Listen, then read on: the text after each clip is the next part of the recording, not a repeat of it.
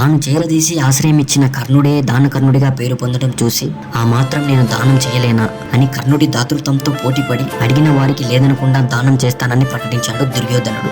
ఓ రోజు ఓ మునీశ్వరుడు దుర్యోధనుడి వద్దకు వచ్చి, రాజా, నేను ఓ యజ్ఞం చేయ తలపెట్టాను. దానికి చాలా కట్టెలు అవసరం. ఇప్పించవా? సరే, తమకు కావలసినన్ని కట్టెలు తీసుకువెళ్ళండి అన్నాడు దుర్యోధనుడు. రాజా, ఇప్పుడు కాదు, యజ్ఞం ప్రారంభించే ముందు వచ్చి తీసుకువెళ్తానన్నాడు.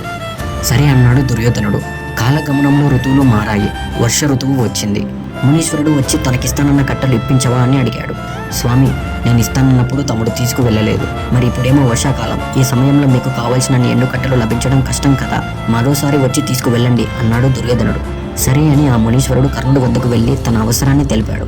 వెంటనే కర్ణుడు దుర్యోధనుడు తనకిచ్చిన భవంతిని కూలగొట్టించి అందులోని కలపను తీసుకోమన్నాడు. కర్ణుడి దాతృత్వం తెలుసుకొని దుర్యోధనుడు సిగ్గుపడి తన దాన ప్రతిజ్ఞను ఉపసంహరించుకున్నాడు.